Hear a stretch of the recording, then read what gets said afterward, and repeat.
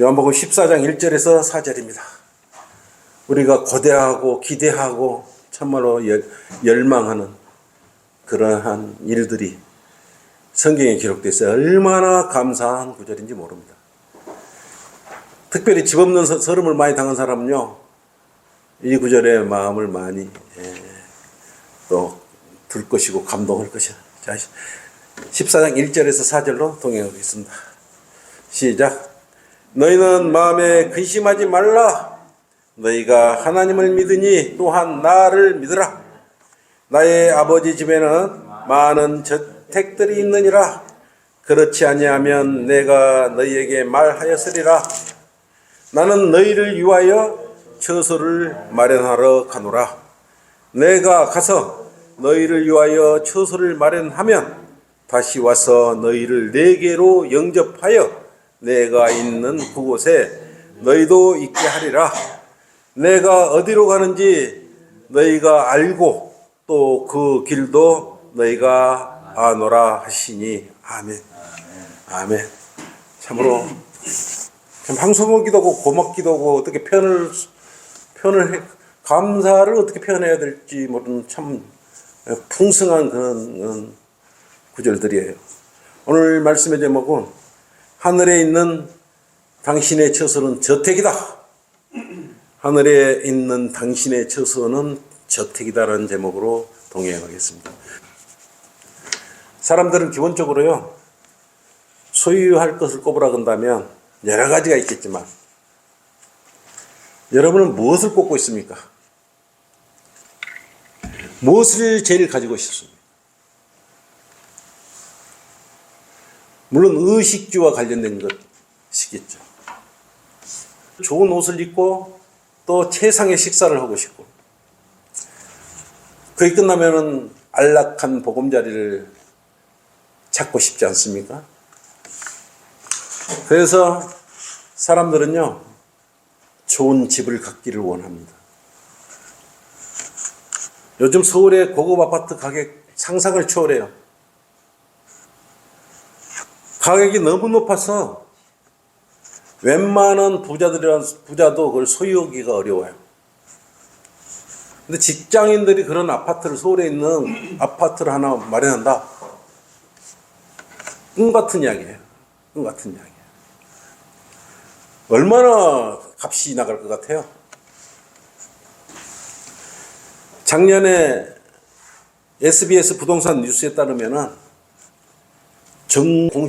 공시 가격이 가장 비싼 아파트가 청담동에 있는데 더 펜하우스라는 그런 아파트예요. 국토교통부가 공개한 공동주택 공시 가격에 따르면 123평, 이게 407평방미터 아파트가 공시지가가 얼마인지 아십니까? 무려 164억이에요. 평당 공시지가예요. 평당 1억 3천이에요. 실거래 가격은 더 높겠죠. 위인은 어디가 있는 줄 알아요? 청담동 한강변 아파트에 에테르노 청담이라고 전용면적 464평방미터짜리가요 128억 6천만 원. 이게 공시지가가 그래요. 이처럼 2025년 2월 기준에 서울 아파트 전체적인 평당 가격이 얼마냐 그러면 4,820만 원이야. 평당.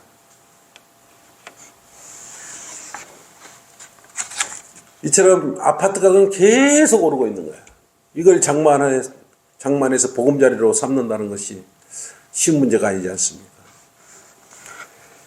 이러니 사람들이 집 문제로 인해서 근심 걱정이 끊어지질 않아요.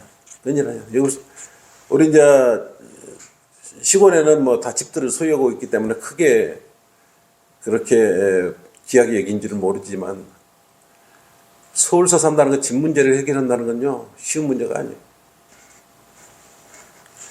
내일이면 또 집값이 올라갈 걸 생각하니까 편안하니 잠을 잘 수 있겠어요? 근심 걱정이 매일 따라다니는 거예요. 근데 이 아파트를 마련할 때 100% 자기 자금으로 마련하는 사람들이 없어요. 대부분 아파트 들어갈 집을 갖고 담보로 한 7, 80% 담보로 잡고 은행에서 저당을 잡히고 은행에서 돈을 빌려요. 대출금으로 집을 마련해요. 한 달 금방 돈 줄 것 있으면 한 달 금방 지나가 버려요. 월세 내는 일은 금방 전기세 엊그저께 낸 것 같으면 또 내야 돼요. 핸드폰비 며칠 전에 낸 것 같은데 또 한 달 금방 지나가요. 그런데 그 큰 이자돈까지 매달 내야 되니 그게 보통 의심이겠습니까? 보통 걱정이겠습니까? 그래서 사람들의 화두는 뭐냐면 집 문제예요. 집 문제. 그래서 서울 사람들은요, 투잡도 하고 쓰리잡도 해요. 안 그러면 살 수가 없어요. 부부가 서로 벌기도 하고 투잡도 하고 쓰리잡도 하고 이렇게 바쁘게 만들어 버렸어요. 돈의 노예가 되게 다 만들어 버렸습니다. 그래서 세상 사람들은 조금이지만 근심을 잊어버리려고 술을 찾지 않습니까? 직장인들을 보면 끝나면 전부 술입니다. 그래서 잠언 31장 6절로 독주는 죽는 자에게 주고 술은 마음에 근심하는 자에게 줄지라 그랬어요. 마음에 근심이 많기 때문에 직장 후에 집에 가면 집세 문제, 이자 문제, 뭐 문제, 마누라하고 또 이렇게 어떻게 해야 될 문제들 걱정이 되니까 집에 들어가기 싫은 거예요. 우리 한잔하고 가. 그러고 그냥 근심을 그 술 한잔 하면서 세포를 풀지 않습니다. 이처럼 페니실린 주거를 위한 보금자리를 마련하기조차도 쉽지 않아요. 여러분도 좋은 집에 살고 싶습니까? 근데 사람은요, 좋은 집에 살고 싶어 해요. 근데 여러분은 집 걱정을 안 해도 되지 않습니까? 적어도. 잠시만 걱정하면 돼요. 오늘 설교를 다 들으면 여러분께 얼마나 대단한 보금자리가 마련되어 있는지 여러분은 알 수 있는 것이에요. 첫째, 당신을 위한 하늘의 처소인 저택. 저택이 마련되어 있대요. 너희는 마음에 근심하지 말라. 너희가 하나님을 믿으니 또한 나를 믿으라. 1절로 이렇게 말씀하고 있어요. 근데 이게 조건이 있어요. 1절로 뭐라고 했습니까? 나를 믿어야 저택을 준대요. 주님을 믿어야 저택을 준다고 성경은 저택까지 준다고 말했어요. 그런데 웬만한 사람은 이 사실을 믿지 않아요. 저택을 준다고 해도 믿습니까? 하늘나라에 무슨 저택이 있냐고 오히려 반문을. 대다수 사람들 그렇게 말해요. 하늘에 저택이 마련되어 있다고. 미쳤냐? 이렇게 말하죠. 교인들이 그런 말하면 어떻게 해요? 그냥 상상적으로 기분 좋으라고 그렇게 성경에 써졌는갑다 이렇게 생각하는 거예요. 그렇게 성경을 안 믿는 거예요. 믿음이 있는 거예요, 없는 거예요? 성경에 기록된 이 말씀을 안 믿으면 믿음이 없는 거죠.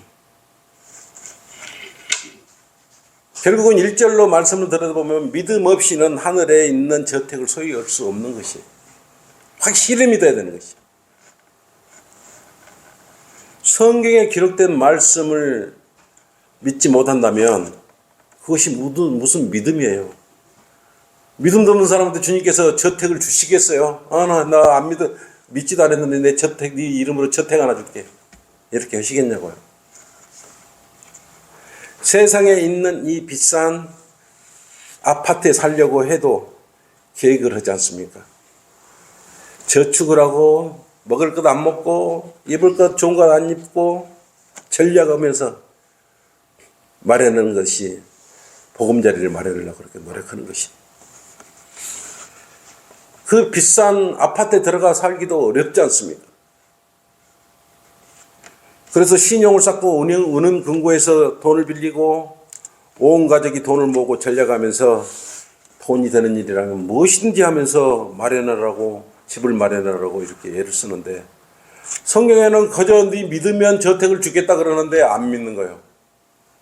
세상에 있는 아파트를 마련하려면 노력을 하고 저축을 하고 힘써 가족들이 힘을 합치는데, 하나님께서는 이 성경의 말씀대로 그냥 저택을 주겠다 그러는데 감사한 마음도 안 가지고 그냥 줘봐요 있는가, 그때 줘봐야 믿는다 이런 생각을 가지고 있는 거예요. 그게 무슨 믿음이에요. 그래서 하나님을 믿는 사람한테 저택을 주겠다고 1절로 그렇게 말씀하고 있는 거죠.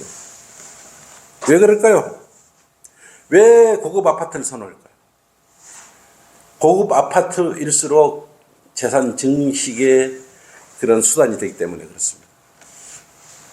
그럼 큰 집에 산다 그러면 우르르 보잖아요. 사람들은 좋은 집에 산다 그러면 우르르 봐요. 무시하지 않아요. 그러니까 좋은 주택에 살고 싶어요.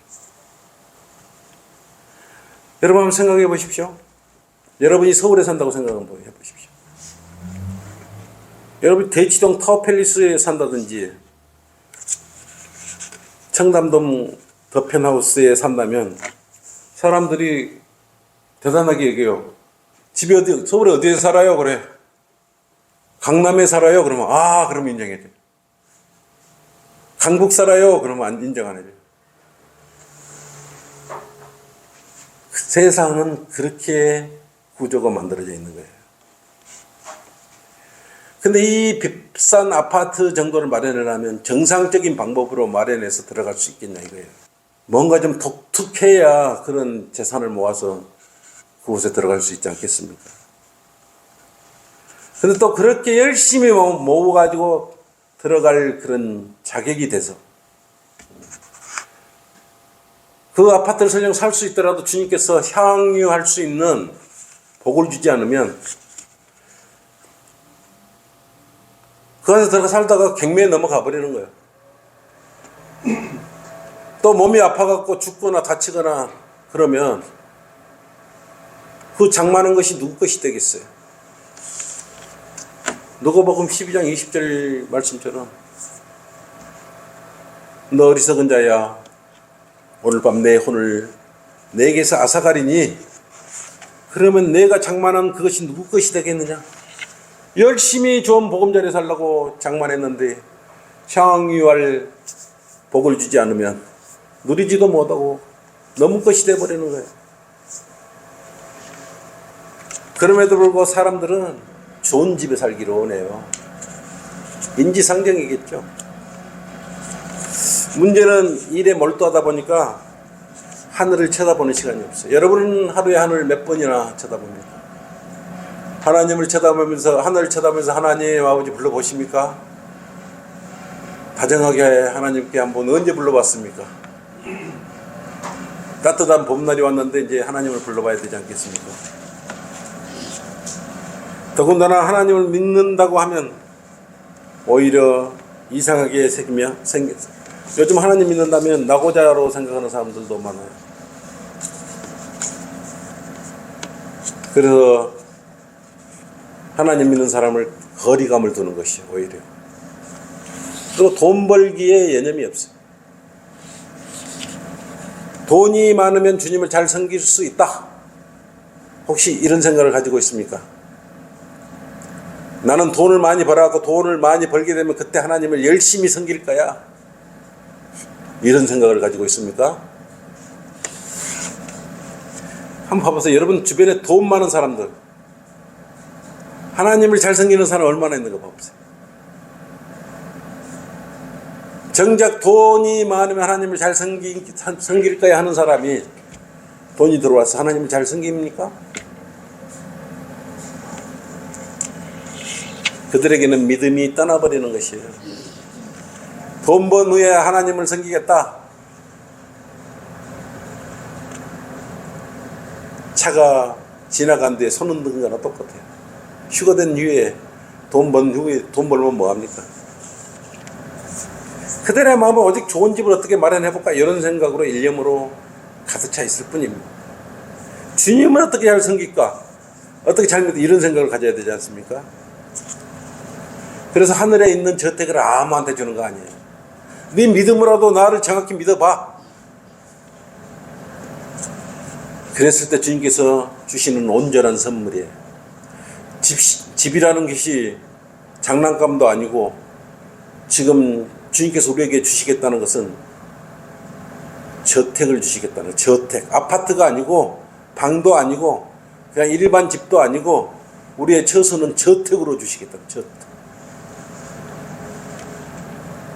만약 그 저택을 여러분이 받게 되면 집 걱정, 월세 걱정 안 해도 되잖아.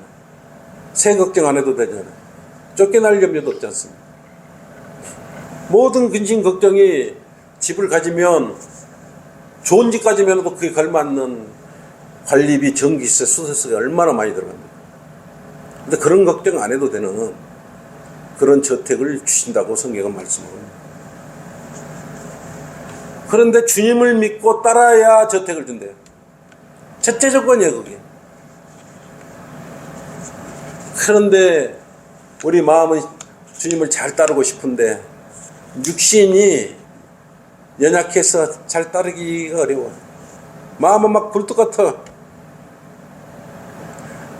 마음은 수레설교도 가고 싶고 어디도 가고 싶고 뭐도 오고 싶은데 세상 근심과 내 육신이 연약해서 포기해버려. 육신이 있는 한은 쉽지 않아요. 저 역시 마찬가지고요. 베드로가 끝까지 주님을 따라가겠다고 믿음을 내보였어요. 요한복음 13장 30절로 그랬죠. 주님은 어디로 가든지 나는 다 따르겠나이다 라고 큰 소리 쳤어요.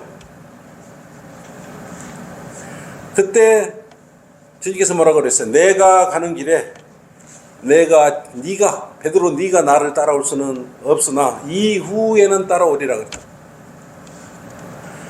주님께서 도대체 어디로 가시길래 따라올 수 없다고 베드로에게 말했던 것이. 그러니까 베드로는 뭐라고 말했어요? 요한복음 13장 37절로 내가 주님을 위하여 나의 생명을 내놓겠다 그랬다. 베드로가 육신을 입고 있으면서도 베드로가 겁도 없이 주님을 위해서 내 생명을 내놓겠다. 그럼 주님을 따라가겠다. 이렇게 얘기한 거예요. 그런데 주님께서는 주님을 목숨을 걸고 따르겠다는 베드로를 향해 뭐라고 말했습니까? 오히려 닭이 울기 전에 네가 나를 3번 부인하리라고 말을 했어요. 지금 네 목숨까지 던져서 나를 따르겠다 그랬는데 그걸 믿지 못하고 예수님께서 뭐라 그랬어요? 너는 닭이 울기 전에 나를 3번 부인하리라. 믿지 않았어요. 왜 그래요? 사람의 육신 덩어리가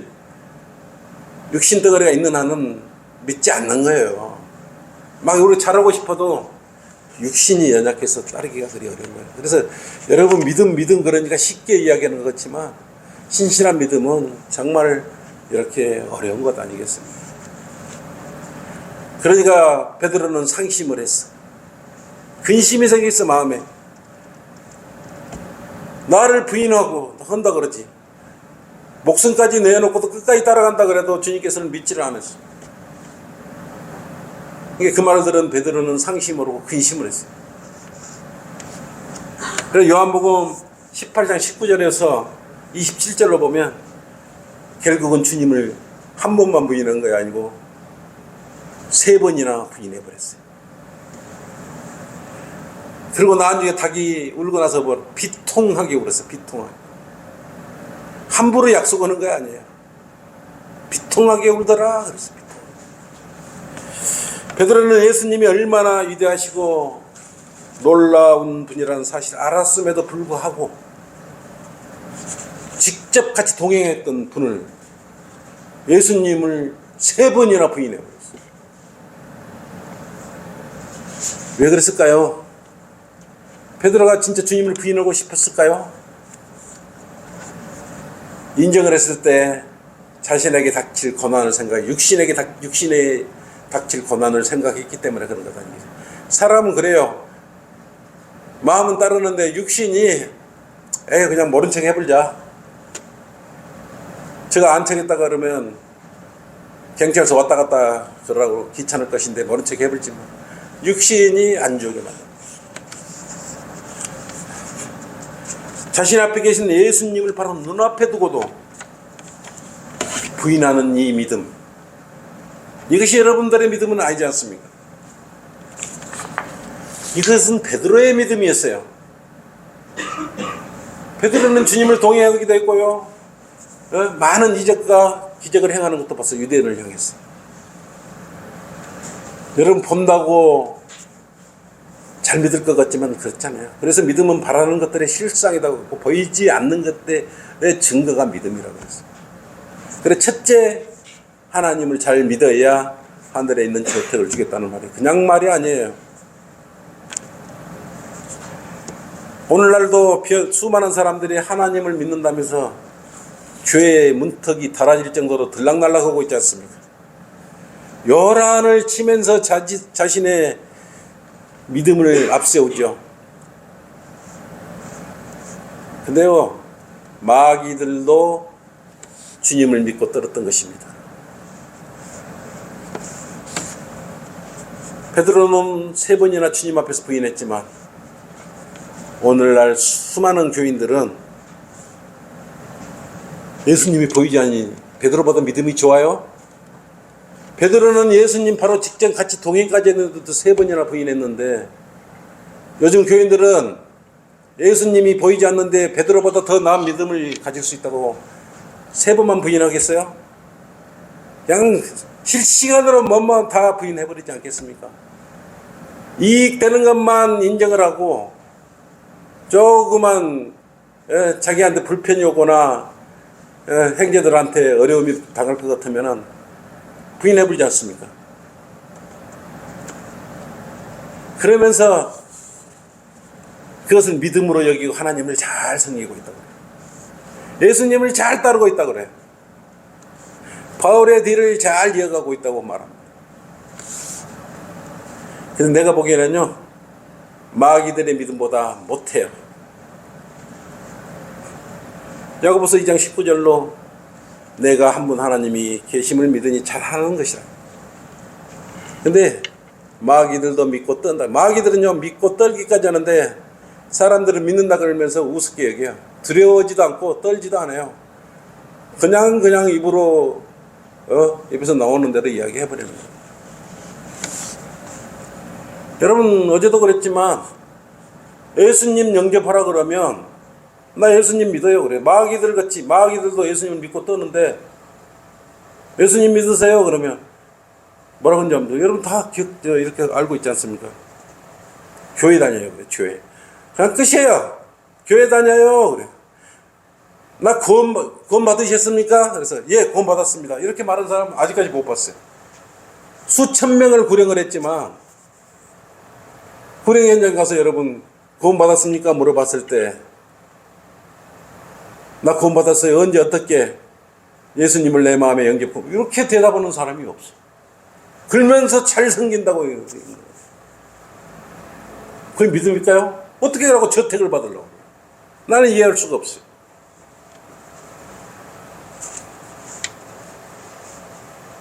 이 사람들은요, 틈만 나면 이미 부인하고 사는 거예요. 그냥. 여러분의 믿음은 어떤 믿음입니까? 주님을 부인하는 믿음을 가지고 있다면 하늘나라에 있는 저택에 당신의 이름이 문패가 없어요. 어떠한 어려운 가운데도 주님을 끝까지 증거하는 믿음을 가져야 진정한 그리스도인을 할 수 있습니다. 그러한 그리스도인에게 문패를 줘요. 주님께서 베드로가 따라가고 싶어도 지금은 데려갈 수 없는 이유는 왜 그랬습니까? 예수님께서 십자가에 피 흘리기 전이었어요.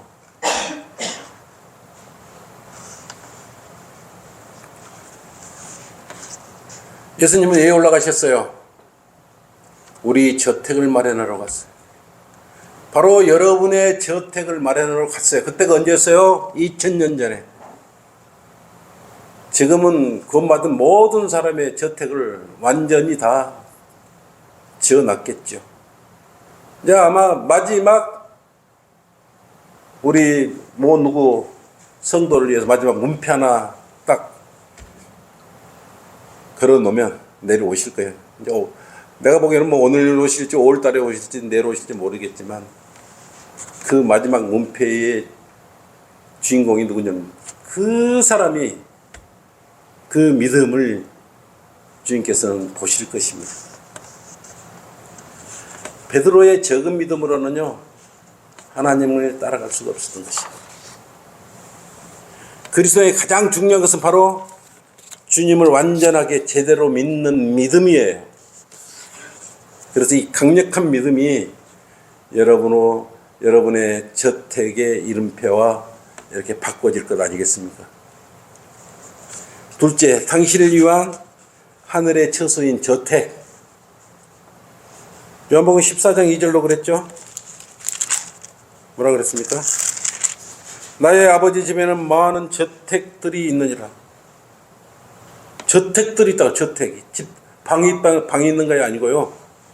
그렇지 아니하면 내가 너희에게 말하였으리라. 나는 너희를 위하여 처소를 마련하라. 처소는 거하는 곳이죠. 여러분이 주님을 잘 섬기고 그 처음 주의를 잃지 않고 그 믿음을 잘 지키고 있다면 주님께서 하늘에서 마련해 주신 저택에 들어가 살 수 있습니다. 세금 내고 전기세 내는 것이 아니라고 아까 말했죠. 공짜로 영원히 사는 것이. 왜냐하면 그것은 여러분 거니까.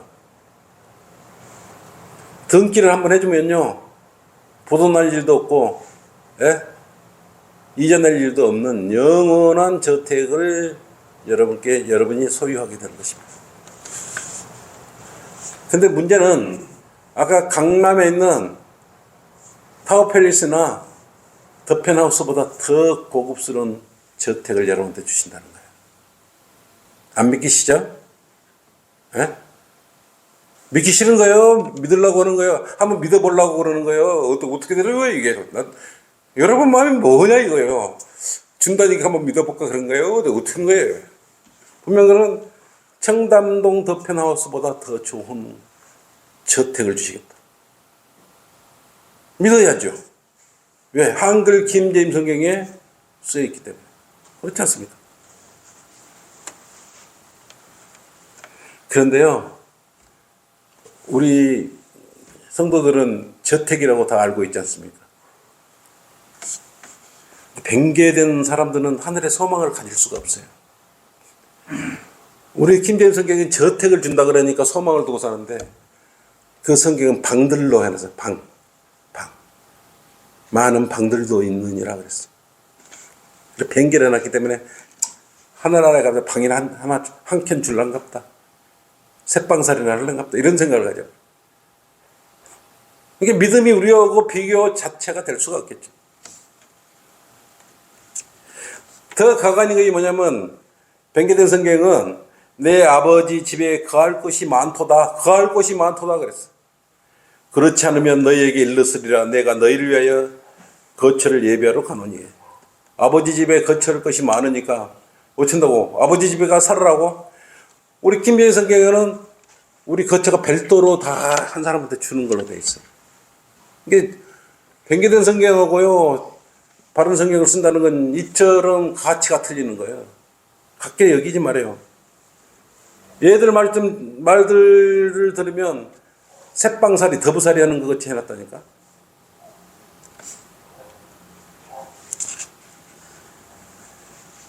자기 집이 어디로 있는지도 모르고 훔쳐간지도 모르고 교인들은 들락날락 그러고 있는 것인데 안타깝게 그지없습니다. 막 가서 쥐어 막 몸 흔들고 보면은 잘 믿는다고 생각. 그렇게 하면 뭐 저택을 줍니까? 안 줘요. 결코 오두막집이나 방들이 아니에요. 분명히 하나님께서는 믿음이 큰 성경을 믿는 여러분들한테는 저택을 주신다고 말씀하시고 있는 것입니다. 성경에서 저택이라 그러는데 그걸 집으로 바꿀 필요가 뭐가 있어요? 그래서 우리 김제임 성경에서 여러분한테 저택을 주겠다는데 겸손한 척하고 쬐건 빌라 정도만 줘도 이런 생각 갖지 말아요. 그냥 저택 준다면 저택을 받으세요. 그렇게 믿어야 돼요.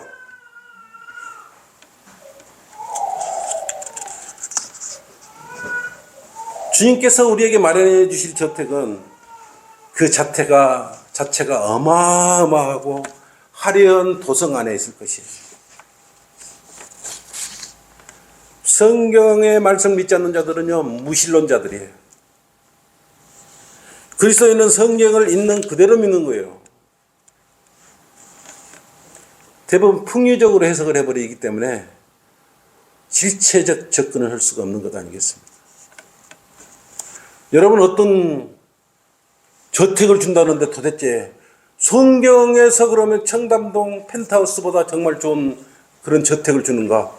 성경에 기록되어 있는가? 기록되어 있어요. 계시록 한번 펼쳐보십시오. 우리 한번 같이 읽어봅시다. 계시록 21장 10절.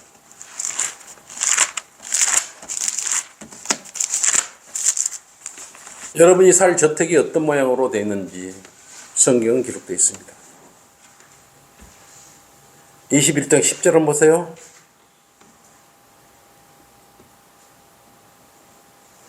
그가 영안에서 나를 이끌어 크고 높은 산으로 가서 뭐라 그랬으면 그 큰 도성이라고 했어요. 거룩한 예루살렘이 하나님께로부터 하늘에서 내려가는 것을 내게 보여주니, 셋째 하늘에서 지금 내려오고 있죠.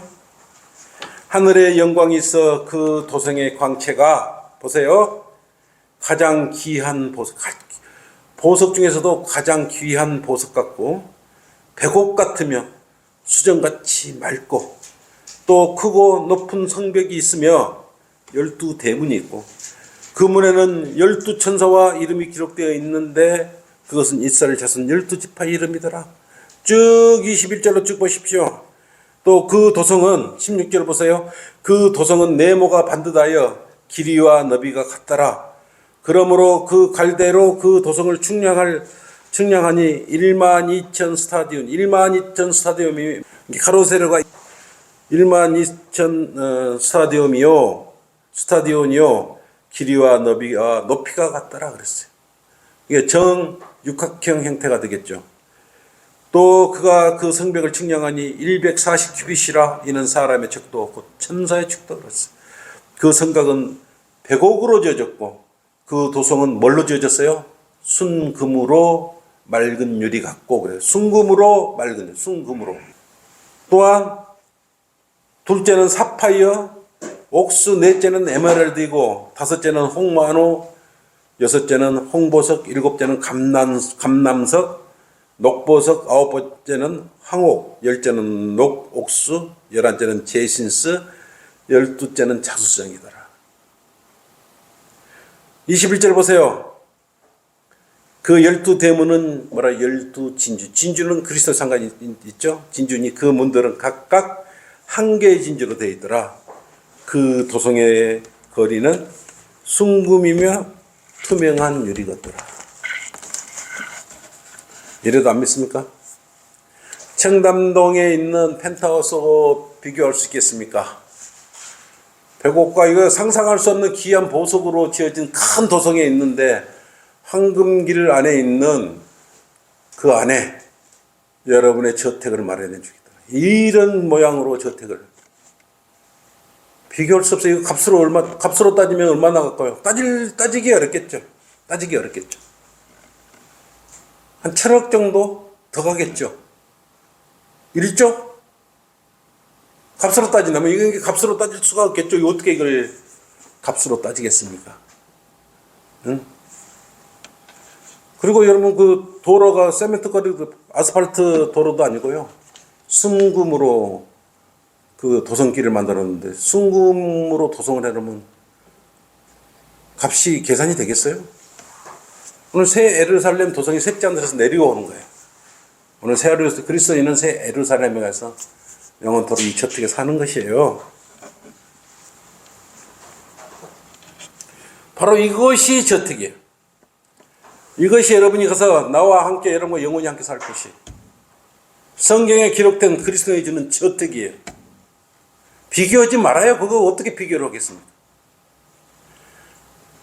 전 세계에서 가장 좋은 집과 유럽의 좋은 성들 비교할 수 없어요. 완벽한 그런 집, 그것이 바로 주님께서 여러분을 위해서 예배해 주시는 것이요. 이만한 믿음 하나에 가졌더니 주님께서 내 죄 때문에 십자가에서 피를 죽으시고 장사되시다가 사흘 만에 살아나신 이 믿음 하나 믿었더니 어마어마한 이런 저택까지 선물로 주시. 그런데도 안 믿어. 참, 왜 안 믿어요? 성경을 안 믿기 때문에 안 믿어요. 그런 사람한테 그래 저택을 줄게 이렇게 말씀하시겠냐고요? 절대 안 하죠.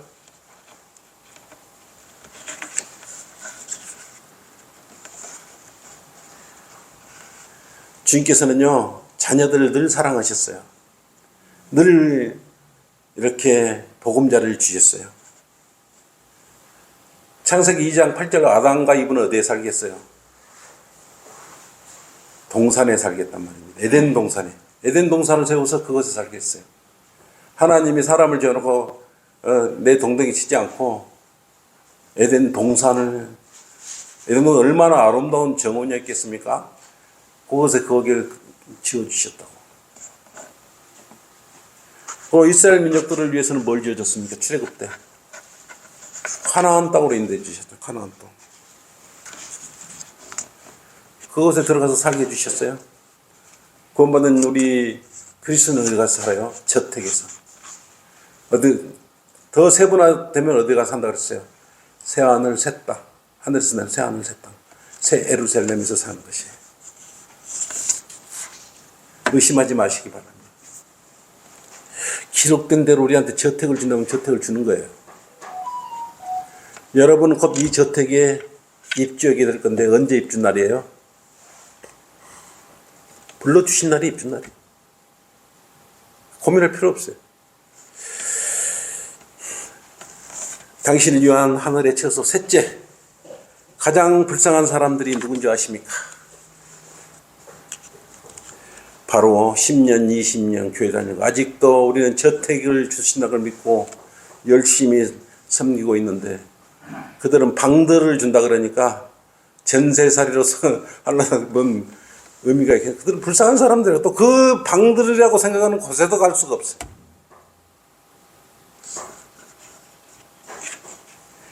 그런 교인들한테다가 주님께서 왜 저택을 줘야 됩니까? 내가 저택을 준다 그러면 저택을 주는 걸 믿고 믿음을 가져야지. 내가 저택을 주는데 겸손을 떨면서 아유 내가 조그마한 방 한 칸만 줘도 하늘에 산다면 고맙게 생각할게요. 그렇게 생각하고 보면 주님께 저택을 줍니까?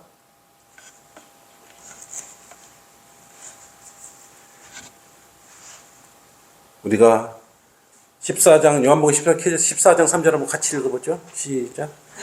내가 가서 너희를 위하여 처소를 마련하면 다시 와서 너희를 내게로 영접하여 내가 있는 그곳에 너희도 있게 하리라. 있게 한대요, 여러분도. 믿기 싫으면 안 믿어도 됩니다.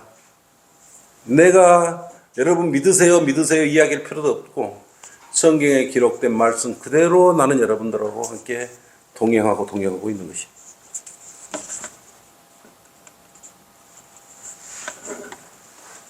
다시 왔어. 다시 언제 와요? 재림하시면 우리는 입주하는 거예요. 재림으로 오시면 주님께서 우리한테 이때는 최고 좋은 소식을 가지고 또 오시는 것 아니겠습니까? 그러니까 우리가 재림을 사모하는 것이에요. 재림을 사모하지 않는 사람들, 주님 다시 오심을 사모하지 않는 사람들에게 주님께서 저택을 줄 이유가 뭐가 있겠습니까? 들어가 살 자격도 없는 사람들. 그래서 베드로에게 지금은 따라올 수 없지만 저택을 마련하면 그때는 너를 데리고 가서 거기 살게 하겠다, 그런 의미예요.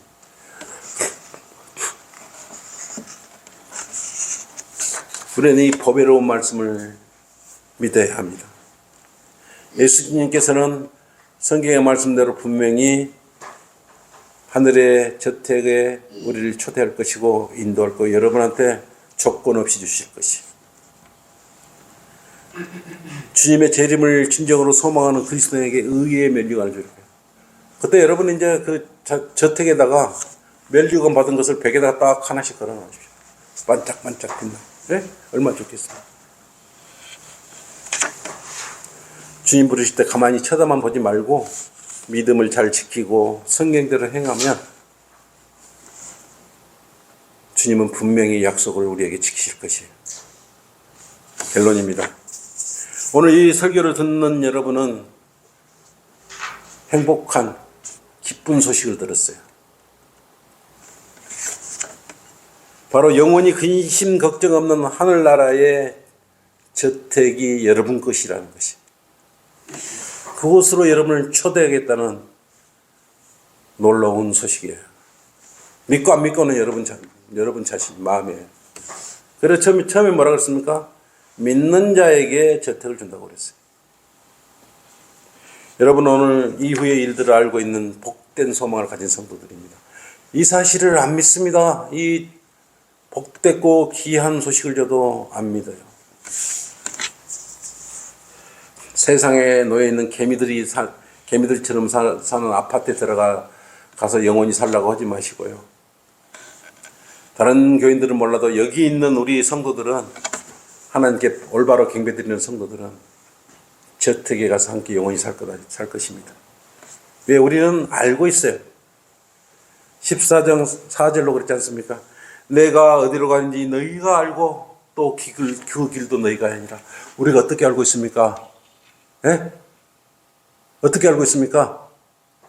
여러분 어떻게 알고 있어요? 성경에 지금 읽었잖아요. 성경에 기록된 대로 우리는 그 길을 알고 있는 거예요. 성경에 여기 기록이 안 됐으면 우리가 믿을 필요가 뭐가 있습니까? 성경에 기록되기 위해 사실을 믿으면 되는 거예요. 그냥.